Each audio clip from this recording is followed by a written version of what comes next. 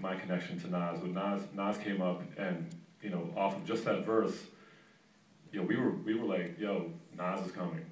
Like, this is crazy.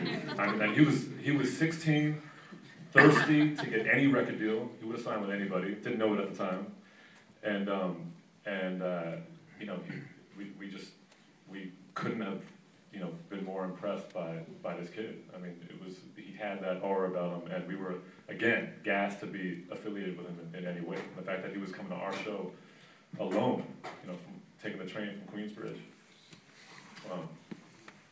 What are your impressions? Yeah, no, I was going to say, I mean, you know, Large Professor was partial to that, because Percy Pierre brought up Large. Large Professor wrote his verse for Live at the Barbecue up on our station in December of 1990. DMX the Great, who later became DMX, came up to our show in 1990 as well. And then you have and then for the next like 5 to 6 years, you just have a slew of artists coming through that, you know, basically threw the face off of the, you know, rap industry, including Big Dog the Punisher, who later became Big Pun, Poetical Prophets, who later became Mobb Deep, Biggie, who later became Biggie. Jay-Z when he had a 12-inch deal, no album deal. Nas when he was MC Nas, Rapper Nas, Nasty Nas. OC. We resurrected some careers. Craig G. Ultra. Kool Keith, Ultra. Wu-Tang was another group that came up unsigned and wound up become the super group of the 90s.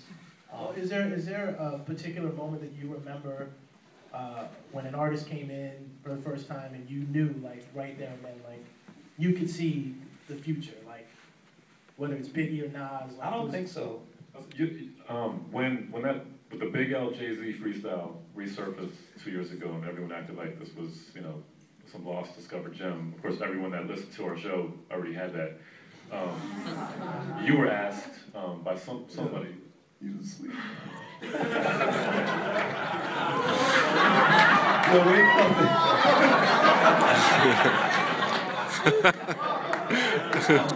No, sleep is a cousin of death.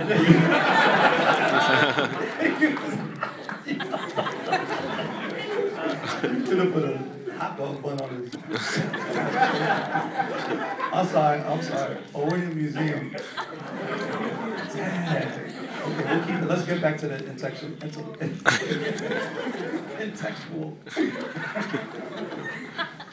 Someone had asked you about the night that Big L.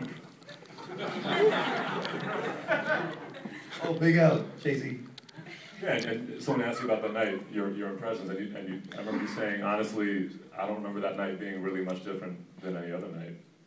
Definitely not. That was. That's not to take away from it. It's just that there were. This happened every week. There were a multitude of phenomenal evenings that, you know, could very well be as revered as that. I think it's just that Big L passed away. Jay-Z wanted to become Jay-Z, and the rest is history. What's the craziest thing that's ever happened while you guys were taping that you can share with an audience? You got that one. I mean, most of my time up there was spent looking at 2 turntables. So you have an alibi. So we have very different experiences, because you were doing everything from answering the phones, answering the door, making sure everyone was behaving, and make sure you behave.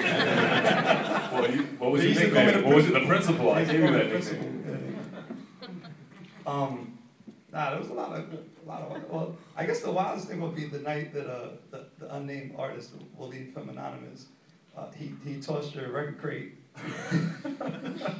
and his flight case was easily 50 pounds, and he literally tossed it like 15, 20 yards across the Columbia lawn.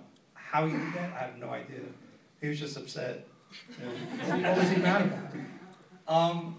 Well, you know, like I had to deal a lot with the upset people.